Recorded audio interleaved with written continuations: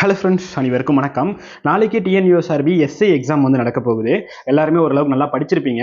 இந்த கடைசி நாளை வந்து நம்ம வந்து சரியா பயன்படுத்துறதும் நாளைக்கு நாளை சரியா பயன்படுத்துறது ரொம்பவே முக்கியம். அதற்கான லாஸ்ட் மினிட் டிப்ஸ் தான் இந்த வீடியோல பார்க்க போறோம். ஃபர்ஸ்ட் வந்து இந்த தேர்வு வினாத்தாள் எக்ஸாம் கொஸ்டின் பேப்பர் எப்படி இருக்கும் அப்படிங்கிறத பத்தின ஒரு ஓவர்வியூ பார்த்தலாம். ஏன்னா எக்ஸாம் கொஸ்டின் பேப்பர் எப்படி இருக்கும்னு நமக்கு ஒரு புரிதல் வந்துச்சு அப்படின்னாலே வந்து நமக்கு அந்த எக்ஸாம் மேல இருக்கக்கூடிய பயம் பதட்டம் எல்லாமே போயிட்டு ஒரு கான்ஃபிடன்ட் அப்படிங்கிறது வந்துடும். ஸோ ஃபர்ஸ்ட் அதை பார்த்துலாம்.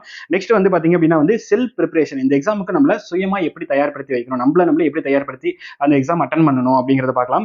அதுக்கு அடுத்தது எக்ஸாம் ப்ரிப்பரேஷன். எக்ஸாமுக்கு காமனா நம்ம என்னென்ன விஷயங்கள்லாம் வந்து கவனிச்சு எடுத்துட்டு போகணும் அப்படிங்கறத பார்க்கலாம். அதுக்கு அடுத்தது எக்ஸாம் டைமிங். எக்ஸாமுடைய டைமிங் நமக்கு தெளிவா தெரிஞ்சிருக்கணும், அதுபடி நம்ம கரெக்டா ஃபாலோ பண்ணி ஆகணும். ஸோ அது என்ன அப்படிங்கறத பார்க்கலாம். அண்ட் ஃபைனலா வந்து இதுல இருக்கக்கூடிய சின்ன சின்ன விஷயங்கள் என்னென்னலாம் நம்ம கரெக்டா பண்ணணும் அப்படிங்கறது எல்லாமே பார்த்துலாம். ஃபர்ஸ்ட் தேர்வு வினாத்தாள். இந்த தேர்வு வினாத்தாள் எப்படி இருக்கும், நாளைக்கு எக்ஸாம் எழுதக்கூடியவங்களுக்கு மார்னிங்கும் ஈவினிங்கும் வந்து தேர்வு வினாத்தாள் எப்படி இருக்கும் அப்படின்னு பார்க்கலாம். மெயினா ஃபர்ஸ்ட் வந்து தமிழ் தகுதி தேர்வு. தமிழ் தகுதி தேர்வுக்கு பாத்தீங்க அப்படின்னா வந்து நமக்கு வந்து 100 கேள்விகள் இருக்கும். இது வந்து மதியம் தான் இந்த எக்ஸாம் வந்து இருக்க போகுது. ஸோ இந்த எக்ஸாம் தான் வந்து ரொம்ப முக்கியம். இந்த எக்ஸாமும் ரொம்ப முக்கியம். ஏன்னா தமிழ் தகுதி தேர்வை நம்ம ஈஸியா போய் எக்ஸாம் கிளியர் பண்ணிடலாம், சும்மா படிக்காம கூட போகலாம் அப்படின்னு நம்ம அசால்ட்டா விட்டுற முடியாது. மதியம் இந்த எக்ஸாம் நடக்க போது. இதுல 100 கேள்விகள் நமக்கு இருக்க போது. அதுல 40 கேள்விகளாச்சும் நம்ம எடுத்தா மட்டும்தான் நம்மளுடைய மெயினான பேப்பர், இந்த 140 கொஸ்டினுக்கான அந்த பேப்பர் வந்து திருத்துவாங்க. ஸோ இதையே நம்ம அசால்ட்டா எடுக்காம மதிய பேப்பர் தானே, இது வந்து வெறும் தகுதி தேர்வு தானே அப்படின்னு அசால்ட்டா இல்லாம 100 கேள்விக்கும் ப்ராப்பரா வந்து அட்டன் பண்ணுங்க. ஸோ இந்த 100 கேள்வி பொறுத்த வரைக்கும் நமக்கு வந்து 50% கேள்விகள் வந்து 6th இருந்து 8th வரையில இருந்து இருக்கும். இன்னொரு 50% கேள்விகள் 9th 10th இருக்கும். ஸோ ஒன்னே 6th இருந்து 8th வரைக்கும் நல்லா ரிவிஷன் பண்ணிருங்க, இல்லைன்னா 9th 10th ப்ராப்பரா ரிவிஷன் பண்ணிருங்க. இது ஏதாவது ஒன்னாச்சு பண்ணிருங்க, ரெண்டுத்துக்கு இன்டர்மீடியட்டா இருக்க வேணாம். அண்ட் மெயினா இலக்கணம் சம்பந்தமான கேள்விகள் இருக்கு இல்லையா, ஸோ இந்த இலக்கணம் சம்பந்தமான கேள்விகள் எல்லாராலையும் ஈஸியா அடிக்கக்கூடிய அளவுல தான் இருக்கும். ஸோ அதுக்கு தப்பு பண்ணாம அதை ப்ராப்பரா வந்து ட்ரை பண்ணீங்க அப்படின்னாலே மேக்ஸிமம் கொஸ்டின்ஸ் வந்து ஈஸியா அடிச்சு நம்மளால வந்து அந்த 40% கொஸ்டின்ஸ் நம்மளால எடுத்துட முடியும். ஸோ மெயினா 6th இருந்து 8th ரிவிஷன் பண்ணிருங்க, இல்லைன்னா 9th 10th ப்ராப்பரா ரிவிஷன் பண்ணிருங்க. இலக்கணம் கேள்விகளை ப்ராப்பரா வந்து அட்டன் பண்ணுங்க. அதை வச்சு நம்மளால அந்த 40% கேள்விகளை அட்டன் பண்ணிட முடியும். ஸோ அசால்ட்டா இருக்க வேணா. போன தடவை நிறைய பேர் அந்த 100க்கு 40 கூட எடுக்க முடியாம பாஸ் ஆக முடியாம கூட இருந்திருக்காங்க. ஸோ அசால்ட்டா இருக்க வேணாம். மதியம் தான் இந்த எக்ஸாம் இருக்க போகுது, சரிங்களா. ஸோ ரெண்டாவது பாத்தீங்க அப்படின்னா வந்து அதே மாதிரி இதுல பொறுத்த வரைக்கும் இலக்கணம் இலக்கியம் உரைநடை 6th இருந்து 10th வரைக்கும் 100 கேள்விகள் அப்படிங்கிறதா இருக்கும், சரிங்களா. ஸோ இதான் இதோட பேட்டர்ன். இந்த மாதிரியான கேள்விகள் இருக்கும். ரொம்ப கஷ்டமா இருக்காது, பேசிக்கான கேள்விகள் தான் இருக்கும். ஸோ ஆனா அதுக்கு நமக்கு தெரிஞ்சாதான் ப்ராப்பரா அட்டன் பண்ற மாதிரி இருக்கும். ஆனா இலக்கணம் கேள்விகள் ஓரளவுக்கு தெரியாம கூட அட்டன் பண்ற மாதிரி இருக்கும். அதை ப்ராப்பரா அட்டன் பண்ணிருங்க. நெக்ஸ்ட் நியமன தேர்வு தான் உங்களுக்கு காலையிலேயே இருக்கும். இதுதான் மெயின் எக்ஸாம். இதுல இருக்கக்கூடிய இந்த 140 கேள்விகளுக்கு நம்ம எந்த அளவுக்கு எவ்வளவு கொஸ்டின்ஸ் ப்ராப்பரா நம்ம வந்து அட்டன் பண்றோம், எவ்வளவு கொஸ்டின்ஸ் கரெக்டா ஆன்சர் பண்றோமோ அதை பொறுத்து தான் நமக்கு வந்து ஓவரால் மார்க்ல வந்து நமக்கு வந்து ரேங்க் எல்லாமே வரப்போகுது. ஸோ இதுல இருக்கக்கூடிய ஒவ்வொரு கேள்வியும் நமக்கு ரொம்ப முக்கியம், சரிங்களா. இதுல ஃபர்ஸ்ட் மெயினா வந்து நம்ம எதுல அதிக கவனம் செலுத்தணும் அப்படின்னு பாத்தீங்க அப்படின்னா உளவியலுக்கு. ஸோ உளவியல் கேள்வி. ஸோ இந்த உளவியல் மட்டும்தான். உளவியல் மொத்தமா வந்து நமக்கு ஒரு 40 கேள்வி. உளவியல்ங்கிறது ஜென்ரலா 60 கேள்வின்னு சொல்லுவாங்க. அதுல நமக்கு சைக்காலஜி கொஸ்டின்ஸ் மட்டும் அப்படின்னு பார்க்கும்போது 40 கேள்வி இருக்கும். ஸோ அந்த 40 கேள்வியில பாத்தீங்க அப்படின்னா வந்து மற்ற சப்ஜெக்ட்ஸ் எல்லாம் பாத்தீங்க அப்படின்னா ஓரளவுக்கு நமக்கு படிச்சு தெரிஞ்சிருந்தா தான் ஆன்சர் பண்ற மாதிரி இருக்கும். ஆனா அந்த உளவியல் பொறுத்த வரைக்கும் நமக்கு தெரியாம இருந்தா கூட அதுக்கு ஆன்சர் பண்ணக்கூடிய அளவுல இருக்கும். கொஞ்சம் டைமிங் நமக்கு இருந்துச்சு அப்படின்னாலே அதை ட்ரை பண்ணி பார்த்தாலே நம்மளால ஆன்சர் பண்ணக்கூடிய அளவுல இருக்கும். ஸோ இதுக்கு மெயினா 2 விஷயம் தேவை. ஒன்று மைண்ட் பேஸ்டா நம்ம வந்து அங்க இருக்கிறத வச்சு சால்வ் பண்ணி ஆன்சர் கொண்டு வர மாதிரி இருக்கும். ஸோ அதுக்கு நம்ம இருக்கக்கூடிய இதெல்லாம் ப்ராக்டிஸ் பண்ணி இருந்திருக்கணும். ஸோ மைண்ட் பேஸ்டா வந்து நம்ம வந்து ஆன்சர் பண்ற மாதிரி இருக்கும். சிலதுக்கு வந்து ஃபார்முலா தெரிஞ்சா அதுக்கு ஆன்சர் பண்ற மாதிரி இருக்கும். ஆப்டிடியூட் பேஸ் பண்ணி இருக்கிறது எல்லாமே. ஸோ இந்த உளவியல் பொறுத்த வரைக்கும் நம்மளால தெரியாது, இந்த கேள்விக்கு நமக்கு ஆன்சர் தெரியாது அப்படிங்கிற மாதிரி இருக்காது. நம்ம ட்ரை பண்ணவே எப்படியாவது அதுக்கு ஆன்சர் கொண்டு வர ட்ரை பண்ற மாதிரி தான் இருக்கும். ஸோ எதுவுமே விட்டுட்டு வர வேணாம். முடிஞ்ச வரைக்கும் வந்து நீங்க வந்து ப்ராப்பரா டைமை யூஸ் பண்ணி இருக்கிற டைமிங்ல அந்த ஒவ்வொரு கொஸ்டினையும் ப்ராப்பரா ஹேண்டில் பண்ண ட்ரை பண்ணீங்க அப்படின்னாலே முடிஞ்ச வரைக்கும் மேக்ஸிமம் கேள்விகளுக்கு உளவியல் ஆன்சர் பண்ணிடலாம். உளவியல்ல ஒரு கேள்வி கூட விட வேணாம். முடிஞ்ச வரைக்கும் எல்லா கேள்வியும் ட்ரை பண்ணிருங்க. ஆனா டைமிங் ரொம்ப அதிகமா கன்சியூம் பண்ணுது அப்படின்னா வந்து அந்த கேள்வி விட்டு ஸ்கிப் பண்ணிட்டு அடுத்த கேள்விக்கு போயிருங்க. ஒரே கேள்விக்கு நிறைய டைமிங் அப்படிங்கிறது எடுத்துக்க வேணாம். உளவியல் எல்லாராலையுமே ஈஸியா ஆன்சர் பண்ணக்கூடியது. உளவியல ப்ராப்பரா வந்து அட்டன் பண்ணிருங்க. நெக்ஸ்ட் வந்து 20 கொஸ்டின் தமிழ் அண்ட் இங்கிலீஷ்ல இருக்கும். ஸோ தமிழ்ல இருந்து ஒரு 10 கொஸ்டின், இங்கிலீஷ்ல இருந்து ஒரு 10 கொஸ்டின். தமிழ் தகுதி தேர்விலேயே வந்து நம்ம வந்து தமிழை ப்ராப்பரா படிச்சிருவோம். அது இங்கிலீஷ் மீடியம் ஸ்டூடெண்ட் இருந்தாலும் சரி, தமிழ் மீடியம் ஸ்டூடெண்டா இருந்தாலும் சரி. ஸோ அங்கேயே நம்ம தெளிவா படிச்சிருப்போம். ஸோ அது பேஸ் பண்ணி தான் இங்கே ஒரு 10 கேள்வி வரப்போகுதுங்கிறனால இந்த 10 கேள்வி நம்மளால தெரிஞ்ச கேள்வி தான் வரப்போகுது. ஈஸியா நம்மளால அடிக்கக்கூடிய அளவுல தான் இருக்கும். ஸோ இங்கிலீஷ்ல இருந்து வரக்கூடிய ஒரு 10 கேள்வி தமிழ் மீடியம் ஸ்டூடெண்ட்ஸ் ஒரு சிலருக்கு வந்து கொஞ்சம் கடினமா இருக்கும். ஸோ இப்படி ஆன்சர் பண்றது எனக்கு இங்கிலீஷே வராது அப்படின்ற மாதிரி இருப்பாங்க. அப்படிலாம் பயப்படவே வேணாம். அந்த 10 கொஸ்டின் இருந்தாலும் ரொம்ப கஷ்டமான கேள்வி எல்லாம் இருக்கவே இருக்காது. பேசிக் கிராமரை பேஸ் பண்ணி தான் இருக்க போது. ஒரு டைமுக்கு 2-3 டைம் வந்து அதை படிச்சு பாருங்க. ஆப்ஷன்ஸ் செக் பண்ணி பாருங்க. நீங்க ஒரு டைமுக்கு 3 டைம் 4 டைம் படிச்சு பார்த்தீங்க அப்படின்னாலே பேசிக் இங்கிலீஷ் அப்படிங்கிறது எல்லாருக்குமே தெரிஞ்சிருக்கும். அதை நீங்க சொல்லி பார்த்து அதை நீங்க ட்ரை பண்ணி பார்த்தீங்க அப்படின்னாலே ஓரளவுக்கு ஆன்சர் பண்ணக்கூடிய அளவுல தான் இருக்கும். ஸோ இங்கிலீஷ் கேள்விகள் அப்படின்னாலே நமக்கு தெரியாது அப்படின்னு ஸ்கிப் பண்ணிடாதீங்க. அங்கேயும் முடிஞ்ச வரைக்கும் ட்ரை பண்ணுங்க. தமிழ் மீடியம் ஸ்டூடெண்ட், இங்கிலீஷ் வராதுன்னு நினைக்கக்கூடிய ஸ்டூடெண்ட், சரிங்களா. ஸோ நெக்ஸ்ட் வந்து பாத்தீங்க அப்படின்னா 80 கேள்விகள் பொது அறிவுல இருந்து இருக்க போகுது. ஸோ இது மெஜாரிட்டியான ரோல் பிளே பண்ணும். ஏன்னா இதுல நம்ம எந்த அளவுக்கு வந்து ப்ராப்பரா கரெக்டா அட்டன் பண்றோமோ அதுல தான் நம்ம வந்து அடுத்தவங்களோட அதிகமான ஸ்கோர் நம்மளால பண்ண முடியும். ஸோ இதுல 35 கேள்வி சோசியல் சயின்ஸ், 30 கேள்வி அறிவியல், 15 கேள்வி ஜிகே அண்ட் சிஏல இருந்து இருக்க போகுது. சரிங்களா? ஸோ இந்த சயின்ஸ் சோசியல் இருக்கு இல்லையா, இதுல மொத்தமா நமக்கு 65 கேள்விகள் இருக்கு. இந்த 65 கேள்விகள் பொறுத்த வரைக்கும் நமக்கு 6th இருந்து 10th வரைக்கும் தான் மெஜாரிட்டியான கேள்வி இருக்க போகுது. 11th 12th ஓரளவுக்கான கேள்விகள் இருக்க போகுது. ஆனா ரொம்ப கடினமான கேள்விகள் அப்படிங்கிறது எஸ்ஐ எக்ஸாம் பொறுத்த வரைக்கும் நமக்கு இருக்கவே போறதில்ல. ரொம்ப பேசிக்கான கேள்விகள் தான் இருக்கும். ரிப்பீட்டடா ஆல்ரெடி கேட்ட டாபிக் பேஸ் பண்ணி தான் கேள்விகள் இருக்க போகுது. ஸோ நீங்க ரிப்பீட்டடா கேட்ட டாபிக் அப்படின்னா மேக்ஸிமம் நம்ம எல்லாருமே வந்து படிச்சிருப்போம். ஆனா அதை நீங்க இன்டெப்தா போய் நீங்க யோசிச்சு அட்டன் பண்ற அளவுல எதுவுமே இருக்க போறதில்ல. ஸோ எல்லாமே பேசிக்கா தான் இருக்க போகுது. நீங்க ஆல்ரெடி படிச்சு வச்ச டாபிக்லாம் இருக்கு இல்லையா, இம்பார்ட்டன்டான டாபிக் சயின்ஸ்லயே இருக்கலாம், சோசியலா இருக்கலாம். அதெல்லாம் இப்போ ஜாகிரபி அப்படின்னா 10th ஜாகிரபி ப்ராப்பரா ரிவிஷன் பண்ணிருங்க. எக்கனாமிக்ஸ் அப்படின்னா 11th எக்கனாமிக்ஸ் ப்ராப்பரா ரிவிஷன் பண்ணிருங்க. இது ஹிஸ்டரியா இருக்கு அப்படின்னா வந்து 7th இருக்கக்கூடிய நமக்கு முகலாயர்கள், மராத்தியர்கள் இதுல இருக்கக்கூடிய ரிவிஷன் பண்ணிருங்க. எதுலையுமே இன்டெப்தா போகணுங்கிற அவசியமே இல்லை. இன்டெப்தான கேள்விகள் இருக்கவே இருக்காது. ஸோ இதை நினைச்சு நீங்க பயப்படவே வேணாம். எளிமையான கேள்விகள் தான் இருக்கும். ஒண்ணு உங்களுக்கு தெரிஞ்சிருக்கும், இல்லைன்னா தெரியாம இருக்கும். அவ்வளவுதான் இருக்க முடியும். இந்த கேள்வி இதை பார்த்து இந்த டாபிக் பார்த்து நீங்க பயப்படவே வேணாம். ஈஸியா நம்மளால ஹேண்டில் பண்ணிடலாம். தெரியாத கேள்விகளுக்கு முடிஞ்ச வரைக்கும் எப்படி நம்ம ஆன்சர் வந்திருக்கும் அப்படிங்கிற மாதிரி ட்ரை பண்ணுங்க. முடிஞ்ச வரைக்கும் எலிமினேஷன் மெத்தட்லாம் இருக்கு இல்லையா, அதெல்லாம் வச்சு நீங்க கொஞ்சம் ட்ரை பண்ணீங்க அப்படின்னா நம்மளால ஈஸியா ஆன்சர் கொண்டு வர முடியும். ஸோ ஓவராலா நம்ம சிலபஸ் பேஸ் பண்ணி இருக்கக்கூடிய எல்லா டாபிக்கும் ஒரு டைம் வந்து இன்னைக்குள்ள வந்து ஒரு கிளான்ஸ் வந்து எல்லா டாபிக்கை பார்த்தீங்கன்னா ஒரு ஓவர்வியூ அப்படிங்கிறது பார்த்துக்கோங்க. அது சயின்ஸா இருக்கலாம், சோசியலா இருக்கலாம், எல்லா டாபிக்கை பார்த்தீங்கன்னா ஒரு ஓவர்வியூ அப்படிங்கிறது பார்த்துக்கோங்க. நெக்ஸ்ட் வந்து ஜிகே அண்ட் கரண்ட் அஃபேர்ஸ். சரிங்களா? ஸோ இதுல வந்து ஒரு 8 to 9 கேள்வி வந்து நம்ம கரண்ட் அஃபேர்ஸ் பேஸ் பண்ணி இருக்கோம். ஒரு 4 to 6 கேள்வி வந்து நமக்கு ஜிகே பேஸ் பண்ணி இருக்கும்.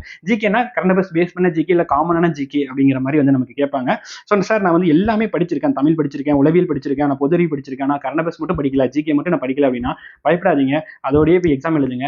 நம்ம ஓவராலா எல்லாத்தையும் படிச்சிருக்கோம் இல்லையா, மீதி இருக்கிறதுல இருந்து நமக்கு வந்து ஒரு 125 கேள்வி இருக்க போகுது. இதுல இருந்து நமக்கு ஒரு 15 கேள்வி தான் இருக்க போகுது. ஸோ இதை படிக்கல அப்படின்ட்டு லாஸ்ட் டைம்ல பயப்பட வேணாம். இப்போ டைம் இருந்துச்சு அப்படின்னா ஓவராலா ரொம்ப இம்பார்ட்டன்டான சிஏ மட்டுமே வந்து பார்த்துக்கோங்க. இப்போ ஜிகே சிஏ அப்படிங்கிறது பார்த்தீங்கன்னா ரொம்ப இன்டெப்த்தாலாம் கேட்க மாட்டாங்க. பேசிக்கா நார்மலா தான் பேஸ் பண்ணி தான் கேட்பாங்க. இதுல உங்களுக்கு இயல்பாவே தெரிஞ்ச கேள்விகள் அப்படிங்கிற மாதிரியே ஒரு 4 கேள்வி 5 கேள்வி வந்து வந்துடும். சரிங்களா? ஸோ அதை நீங்க கரெக்டா ஆன்சர் பண்ணிருங்க. இல்ல இம்பார்ட்டன்டா இப்போ உங்களுக்கு டைம் இருக்கு, இப்போ எல்லாத்தையும் பார்த்துட்டு அப்படின்னா இம்பார்ட்டன்டான சிஏ வச்சு நீங்க ஆல்ரெடி பார்த்து வச்சிருப்பீங்க. இல்ல பார்க்கல அப்படின்னாலும் ஒரு ஓவர்வியூ மட்டும் இம்பார்ட்டன்டான சிஏ லாஸ்ட் ஒரு 6 மந்த்ல 8 மந்த்ல நடந்த இம்பார்ட்டன்டான சிஏ மட்டும் ஒரு ஓவர்வியூ மட்டும் பார்த்துக்கோங்க. அதை வச்சு அட்டன் பண்ணுங்க. போதும். நம்பிக்கையா போய் எழுதுங்க. கண்டிப்பா உங்களுக்கு தெரிஞ்ச கேள்வி தான் வந்து சிஏவிலையும் உங்களுக்கு தெரிஞ்ச கேள்விகள் தான் மேக்ஸிமம் வரும். சரிங்களா? இந்த மாதிரி தான் உங்களுக்கு கேள்விகள் இருக்க போது எதுவுமே உங்களுக்கு இன்டெப்தான கேள்விகள் அப்படிங்கிறது இருக்காது. அது சமூக அறிவியலா இருக்கலாம், அறிவியலா இருக்கலாம், சிஏவா இருக்கலாம், தமிழ் அண்ட் இங்கிலீஷா இருக்கலாம், இல்ல உளவியல்ல கூட உங்களை ரொம்ப ட்விஸ்ட் பண்ணி யோசிக்கிற அளவுக்கு இருக்காது. பேசிக்கா தான் இருக்கும். ஆனா அதை நம்ம எந்த அளவுக்கு ஹேண்டில் பண்றோம் அப்படிங்கிறதுல தான் இருக்க போது கேள்விகள் எல்லாமே. தெரிஞ்ச டாபிக், ரிப்பீட்டடான டாபிக், தெரிஞ்ச பகுதியில இருந்து இருக்க போது மேபி தெரிஞ்ச கேள்விகளே நிறைய இருக்கும். ஆனா அதை சரியா ஆன்சர் பண்ணிருங்க. எங்கேயும் மிஸ்டேக் பண்ணிடாதீங்க. ரொம்ப யோசிச்சு இன்டெப்தா யோசிச்சு அதை தப்பு பண்ணிடாதீங்க. சரிங்களா? ஸோ கேள்விகள் பொறுத்த வரைக்கும் இப்படிதான் இருக்க போது. நெக்ஸ்ட் வந்து இந்த எக்ஸாம்ஸ்க்கு நம்ம செல்ஃபா என்ன நம்மள தயார்படுத்தணும் அப்படிங்கிறத பார்க்கலாம். ஸோ செல்ஃபா நம்மள தயார்படுத்தணும் அப்படின்னா மெயினா நம்ம மைண்ட் செட் அப்படிங்கிறது ரொம்ப முக்கியம். ஸோ நம்ம மைண்ட் செட் எப்படி இருக்கணும் அப்படின்னா ரிலாக்ஸ்டான ஒரு மைண்ட் செட்ல இருக்கணும். ஸோ ரிலாக்ஸ்டா காமான ஒரு மைண்ட் செட்ல இருக்கணும். ஸோ ஓவர் கான்ஃபிடென்ட் இருக்க வேணாம், நமக்கு வந்து ஓவர் டிமோட்டிவும் வந்து இருக்க வேணாம். சரிங்களா? நம்ம இந்த எக்ஸாம் வந்து ஓகே நம்ம சரியா அந்த அளவுக்கு படிக்கல, எல்லாம் படிச்சதெல்லாம் மறந்த மாதிரி இருக்கு, இந்த எக்ஸாம் நம்மளால கிளியர் பண்ண முடியாது அப்படிங்கிற டிமோட்டிவ் அப்படிங்கிறது இருக்க வேணாம். லாஸ்ட் டைம்ல என்ன வேணா வரும், நான் சரியா அந்த அளவுக்கு படிக்கல, இந்த எக்ஸாம் கிளியர் பண்ண முடியாது அப்படின்னு இருந்தவங்க கூட எக்ஸாம் கிளியர் பண்ணியிருக்காங்க. இல்ல வந்து நான் வந்து ரொம்ப நல்லா படிச்சிட்டேன், அப்பா சூப்பர் அப்படின்னு இருந்தவங்களும் வந்து எக்ஸாம் கிளியர் பண்ண முடியாமலும் இருந்திருக்காங்க. ஸோ டிமோட்டிவும் வேணாம், ஓவர் கான்ஃபிடென்ட்டும் வேணாம், காமா ரிலாக்ஸா ஒரு பாசிட்டிவான மைண்ட் செட்ல இருங்க. நாளைக்கு எக்ஸாம் முடிகிற வரைக்கும் அந்த பாசிட்டிவான மைண்ட் செட், காமான ஒரு மைண்ட் செட், ஓகே நம்ம ஓரளவுக்கு நல்லா படிச்சிருக்கோம், நம்மளால இந்த எக்ஸாம்ல கிளியர் பண்ண முடியும் அப்படிங்கிற ஒரு காமான மைண்ட் செட்ல மட்டும் போய் எக்ஸாம் எழுதுங்க. அதான் ரொம்ப முக்கியம். நெக்ஸ்ட் வந்து ப்ராப்பர் ஃபுட் அப்படிங்கிறது ரொம்ப முக்கியம். ஸோ எக்ஸாம் டைம் அப்படிங்கிறனால வந்து மார்னிங் பிரேக்ஃபாஸ்ட்டை வந்து ஸ்கிப் பண்ணிட்டு போகிறதோ, இல்லை ஈவினிங் வந்து ரொம்ப ஹெவியாக நைட் வந்து ரொம்ப ஹெவியாக சாப்பிட்றதோ, இல்லை மார்னிங் ரொம்ப ஹெவியாக சாப்பிட்றதோ அதெல்லாம் இருக்க வேணாம். கொஞ்சம் மைல்டான காமான ஃபுட் அப்படிங்கிறது எடுத்துக்கோங்க. ஸோ மார்னிங் வந்து ஃபுட்டை வந்து ஸ்கிப் பண்ணிடாதீங்க. மைல்டான ஃபுட் எடுத்துக்கோங்க. ரொம்ப ஹையான ஃபுட் அந்த மாதிரி ரொம்ப நம்ம வந்து வயிற்றை வந்து கொஞ்சம் இது பண்ணுற மாதிரியான ஃபுட் வந்து எடுத்துக்க வேணாம். ஸோ அதனால் நைட்டுக்கும் இன்னைக்கு மார்னிங் காலையில் சரிங்களா, அது ஃபுட்டில் வந்து கவனம் செலுத்தி கரெக்டான ஃபுட் வந்து எடுத்துக்கோங்க. நெக்ஸ்ட் குட் ஸ்லீப் அப்படிங்கிறது ரொம்ப முக்கியம். நம்ம வந்து பார்த்தோம் இல்லையா, சைக்காலஜிலேருந்து நமக்கு வந்து 40 கேள்விகள் இருக்க போது. ஸோ அதில் நமக்கு தெரியாத கேள்வி வந்தால் கூட அதை நம்ம யோசிச்சு கூட நம்மளால சரியாக கொண்டு வந்துட முடியும். அதுக்கு நம்ம மைண்டு வந்து தெளிவாக இருக்கணும். அந்த தெளிவாக இருக்கிறது வந்து நம்ம நைட் நல்லா தூங்கினா மட்டும்தான் நம்மளால தெளிவாக இருக்க முடியும். ஸோ குட் ஸ்லீப் அப்படிங்கிறது ரொம்ப ரொம்ப ரொம்ப முக்கியம். காலையில் ஒரு எக்ஸாம் இருக்க போது, மதியம் ஒரு எக்ஸாம் இருக்க போது நல்லா தூங்கி எந்திரிச்சு இந்த எக்ஸாமுக்கு போங்க. அதே மாதிரி டைம் மேனேஜ்மெண்ட் அப்படிங்கிறது ரொம்ப முக்கியம். டைம் மேனேஜ்மெண்ட் வந்து எக்ஸாம் ஹாலில் மட்டும் இல்லை, இப்பயிலிருந்தே உங்களுக்கு ஒரு டைம் மேனேஜ்மெண்ட் அப்படிங்கிறது முக்கியம். ஏன்னா நீங்கள் லாஸ்ட் டைமில் வந்து எதுவும் வேணுங்கிற நம்ம இந்த எக்ஸாமுக்கு என்னென்ன எடுத்துகிட்டு போகணுமோ எக்ஸாமோ இல்லை வந்து எங்கே எக்ஸாம் ஹால் இருக்குது அப்படிங்கிற விஷயங்களோ, இல்லை வந்து நம்ம எக்ஸாம் ஹாலில் நம்ம மதியத்துக்கான ஃபுட்டோ இல்லை டைமிங்க்கு போய் அங்கே ரீச் ஆகுறது, இது எல்லாமே அந்த டைம் மேனேஜ்மெண்ட்டில் வந்துடும். ஸோ இதெல்லாமே முன்கூட்டியே கொஞ்சம் தயார்படுத்தி ரிவிஷன் பண்ணுறது, லாஸ்ட் டைமில் ரிவிஷன் பண்ணாமல் இப்பயே முன்கூட்டியே ரிவிஷன் பண்ணி வைக்கிறது, எக்ஸாம் ஹால் எங்கன்னு பார்த்து வைக்கிறது, எக்ஸாம் ஹால் டிக்கெட் ரெடி பண்ணி வைக்கிறது, இந்த மாதிரி அதே மாதிரி மதிய ஃபுட்டுக்கு வந்து முன்கூட்டியே நம்ம பிளான் பண்ணி வைக்கிறது, இது எல்லாமே கொஞ்சம் முன்கூட்டியே பண்ணி வச்சிட்டோம் அப்படின்னா இந்த டைம் மேனேஜ்மெண்ட், இந்த எக்ஸாம் ஹாலுக்கு கரெக்டாக ரீச் ஆகுது, இந்த டைம் மேனேஜ்மெண்ட்லாம் கரெக்டாக பார்த்து வச்சுக்கிறது ரொம்ப முக்கியம். அது இல்லாமல் நம்ம எக்ஸாம் ஹாலையும் டைம் மேனேஜ்மெண்ட் அப்படிங்கிறது ரொம்ப முக்கியம். சரிங்களா? ஏன்னா நமக்கு ஒவ்வொரு கொஸ்டினும் ரொம்ப முக்கியம்.